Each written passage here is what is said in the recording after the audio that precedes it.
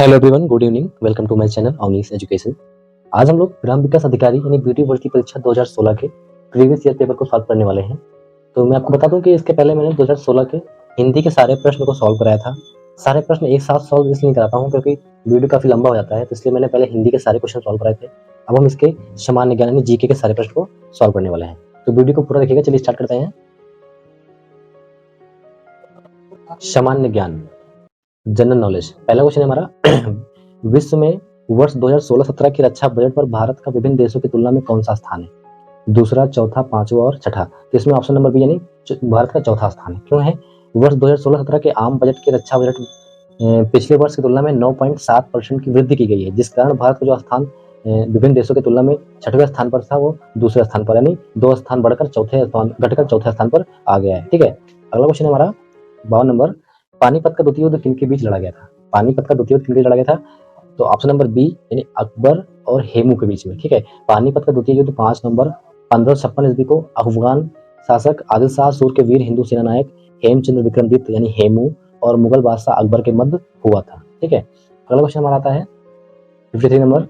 किस भारतीय खिलाड़ी ने वर्ष 2016 को की ओलंपिक प्रतियोगिता में बॉक्सिंग खेल हेतु योग्यता प्राप्त की है? ठीक है। तो ऑप्शन नंबर सी यानी शिवा थापा ने भारतीय खिलाड़ी शिवा थापा ने वर्ष 2016 की ओलंपिक प्रतियोगिता में बॉक्सिंग खेल हेतु योग्यता प्राप्त की है। क्वेश्चन नंबर 54 यानी 54 नंबर है। चक्रवर्ती राजगोपालाचारी से पूर्व भारतीय गवर्नर जनरल कौन थे? यानी चक्रवर्ती राजगोपालाचारी से पूर्व भारतीय गवर्नर कौन थे? गवर्नर जनरल कौन थे? ठीक है। तो ऑप्शन नंबर ए यानी लॉर्ड माउंटबेटन जो है वो चक्रवर्ती राजगोपालाचारी से पहले भारतीय गवर्नर जनरल थे। ठीक है। अगला क्वेश्चन हमारा आता है 55 नंबर। पृथ्वी की संरचना में रासायनिक लौह तत्व यानी आयरन की कितनी मात्रा होती है? पृथ्वी की संरचना में आयरन की कितनी मात्रा है, लौह की कितनी मात्रा? तो ऑप्शन नंबर डी यानी 32% से 35%। सुनिए कि पृथ्वी की संरचना में iron 32.1%, oxygen 30.17%, silicon 15.1%, magnesium 13.9%, sulphur 2.9%, nickel 1.8%, calcium, aluminium तथा शेष अन्य तत्व पाए जाते हैं। भूरसायन शास्त्री FW क्लार्क के अनुसार पृथ्वी की भू प्रॉपर्टी में लगभग 47% ऑक्सीजन है। ठीक है। ये डिटेलिंग है, आप अच्छे से पढ़ लीजिएगा इसको। अगला क्वेश्चन हमारा आता है 56 नंबर। वर्ष 2011 की जनगणना के आधार पर उत्तर प्रदेश राज्य की जनसंख्या घनत्व क्या है? 2011 के अनुसार उत्तर प्रदेश राज्य की जनसंख्या घनत्व क्या है, डेंसिटी क्या है? तो इसका ऑप्शन नंबर सी होगा कितना? 828 प्रति वर्ग किलोमीटर, 828 पर वर्ग किलोमीटर। ठीक है। वर्ष 2011 की जनगणना के आधार पर उत्तर प्रदेश राज्य का जनसंख्या घनत्व 828 व्यक्ति प्रति वर्ग किलोमीटर है। ठीक है। अगला क्वेश्चन हमारा है 57 नंबर, नेक्स्ट पेज पे। क्वेश्चन हमारा उत्तर प्रदेश राज्य का वर्ष 2016-17 का वार्षिक बजट अनुमान वर्ष 2015-16 के वार्षिक बजट अनुमान की तुलना में कितने प्रतिशत अधिक हुआ है? 2016-17 का वार्षिक बजट 2015-16 के वार्षिक बजट के अनुमान से कितना अधिक हुआ है? ठीक है। तो ऑप्शन नंबर सी का होगा 14.61% जो है वो 2015-16 की अपेक्षा 2016-17 में बढ़ा है। ठीक है। वर्ष 2016-17 का वार्षिक बजट अनुमान वर्ष 2015-16 के वार्षिक बजट अनुमान की तुलना में 14.61% अधिक हुआ है। ज्ञातव्य है कि उत्तर प्रदेश का 2018-19 वार्षिक बजट पिछले वित्तीय वर्ष की तुलना में 11.4% की वृद्धि हुई है। यानी इसमें 2018-19 के बता रहा है कि 11.4% की वृद्धि हुई है। अगला क्वेश्चन हमारा पृथ्वी का अर्धव्यास कितना है? पृथ्वी का अर्धव्यास कितना है? तो ऑप्शन नंबर बी सही होगा 6371 किलोमीटर, 6371 किलोमीटर जो है पृथ्वी का अर्धव्यास है। ठीक है। अगला क्वेश्चन हमारा है उत्तर प्रदेश राज्य में किस जनपद में लिंग अनुपात सबसे अधिक है? किस जनपद में लिंग अनुपात सबसे अधिक है? तो ऑप्शन नंबर डी जौनपुर में लिंग अनुपात सबसे अधिक है। आप देख लीजिए उत्तर प्रदेश के जिले लिखे हुए हैं, लिंग अनुपात लिखा हुआ है। आजमगढ़ में 1019, देवरिया में 1017, गोरखपुर में 944 और जौनपुर में 1024। जौनपुर में सबसे अधिक लिंग अनुपात है। ठीक है। अगला क्वेश्चन हमारा है निम्न में से किसने उत्तर प्रदेश राज्य के राज्यपाल को पदभार कभी नहीं संभाला? निम्न में से किसने उत्तर प्रदेश राज्य के राज्यपाल का पदभार कभी नहीं संभाला?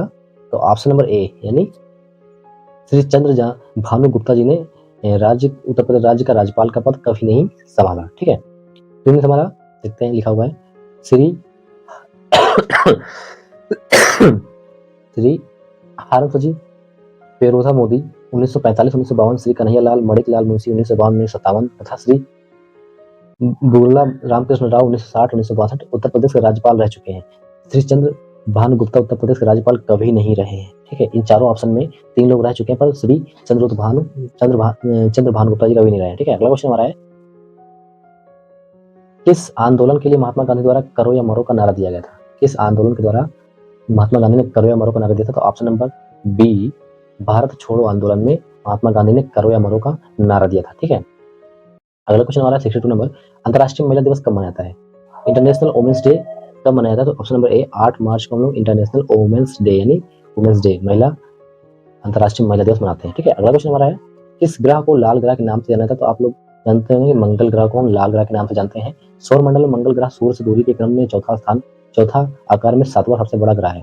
इस ग्रह पर आयरन ऑक्साइड की अधिकता के कारण पृथ्वी से देखने पर इसकी छवि लाल दिखती है, जिसके कारण इसे लाल ग्रह भी कहते हैं। अगला क्वेश्चन हमारा, आर्य समाज की स्थापना किसने की? मतलब आर्य समाज की स्थापना किसने की? Option number C, Swami Dayanand Saraswati ji ने आर्य समाज की स्थापना की थी। स्वामी दयानंद सरस्वती ने आर्य समाज की स्थापना अप्रैल 1975 में मुंबई में किया था, जिसका उद्देश्य वैदिक धर्म को शुद्ध रूप से स्थापित करना, भारत को धार्मिक, सामाजिक व राजनीतिक रूप से एक सूत्र से बांधना था, पश्चात प्रभाव को समाप्त करना था। ठीक है, अगला क्वेश्चन हमारा नेक्स्ट क्वेश्चन, इसको डाल देते हैं। उत्तर प्रदेश राज्य में उर्दू को द्वितीय राजभाषा कब घोषित किया? उत्तर प्रदेश राज्य में उर्दू को द्वितीय राजभाषा कब घोषित किया गया? तो ऑप्शन नंबर सी, 1989 में उर्दू को द्वितीय राजभाषा घोषित किया गया था। ठीक है, अगला क्वेश्चन हमारा, निम्न में कौन सा स्थान स्टील निर्माण से संबंधित नहीं है? स्टील निर्माण संबंधित नहीं है? जमशेदपुर झारखंड, बर्नपुर पश्चिम बंगाल झारखंड, दुर्गापुर पश्चिम बंगाल। तो बता दें आपको, question number C, Jharia Jharkhand जो है वो कोयले उत्पादन के लिए जाना जाता है, लेकिन क्वेश्चन में पूछ रहा है कि स्टील निर्माण, तो यहाँ पर झरिया झारखंड सही होगा, क्योंकि झरिया झारखंड कोयले के लिए जाना जाता है। अगला क्वेश्चन हमारा, उत्तर प्रदेश राज्य में इनमें से किस लोकायुक्त का कार्यकाल सर्वाधिक रहा है? तो ऑप्शन नंबर सी, यानी जस्टिस एन.के. मेहरोत्रा, न्यायमूर्ति एन.के. मेहरोत्रा का जो है कार्यकाल सबसे अधिक रहा है। ठीक है, अगला क्वेश्चन हमारा,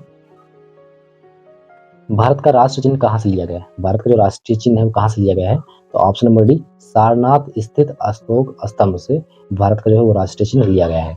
अगला क्वेश्चन हमारा, कन्या विद्याधन योजना के अंतर्गत उत्तर प्रदेश सरकार द्वारा किस कक्षा में उत्तीर्ण होने पर प्रोत्साहन हेतु धनराशि दी जाती है? तो ऑप्शन नंबर डी, 12th पास करने पर, यानी 12वीं पास करने पर कन्या विद्याधन योजना में जो है लड़कियों को, कन्याओं को लाभ प्राप्त होता है 12वीं कक्षा पास करने पर। ठीक है, इसके बारे में डिटेल जान लेते हैं।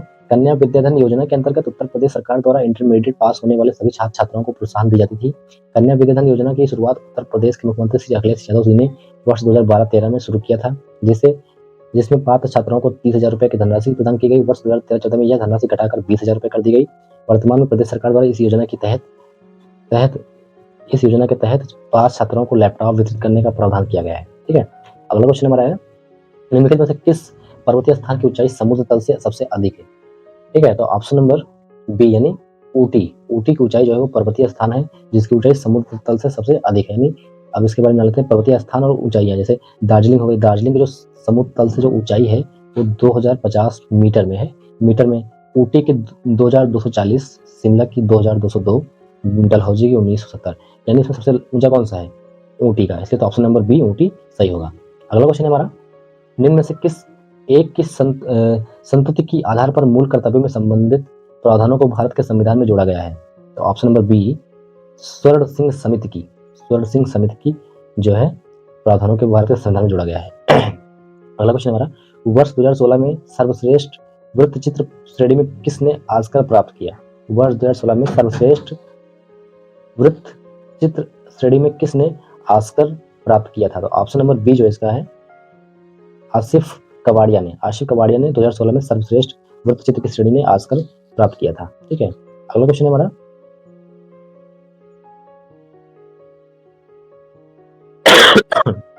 हाल ही में समाजवादी सरकार द्वारा उत्तर प्रदेश में राज्य में वृद्धावस्था पेंशन की धनराशि कितने से बढ़ाकर कितनी की गई है? तो ऑप्शन नंबर बी, पहले 300 से मिलती थी, अब 400 रुपए पर मंथ दी जाती है। वृद्धावस्था पेंशन जो थी वो पहले 300 रुपए, अब 400 रुपए पर मंथ दी जाती है। ठीक है, अगला क्वेश्चन हमारा, वर्ष 2015 का भारत के राष्ट्रीय खेल के लिए अर्जुन पुरस्कार किसे दिया गया? 2015 में भारत के राष्ट्रीय खेल के लिए अर्जुन पुरस्कार किसे दिया गया था? तो option number A, Sreejesh Raveendran को जो है राष्ट्रीय खेल के लिए अर्जुन पुरस्कार दिया गया था, श्रीजेश रविंद्रन को। ठीक है, डिटेल में जान लेते हैं कि वर्ष 2015 का भारत के राष्ट्रीय खेल हॉकी के लिए अर्जुन पुरस्कार श्रीजेश रविंद्रन को दिया गया था। अभिलाष मैत्रेय को कबड्डी में, बबीता कुमार को कुश्ती में तथा सतीश शिवलिंगम को भारोत्तोलन में अर्जुन अवार्ड प्रदान किया गया था? ठीक है, वर्ष 2017 के लिए राष्ट्रीय खेल हॉकी के लिए अर्जुन पुरस्कार एसपी सुनील को दिया गया था, जसबीर सिंह को कबड्डी में, सत्यवती कार्डियन को कुश्ती में, चितेश्वर पुजारा और हरमनप्रीत को क्रिकेट में तथा साकेत माइनोनी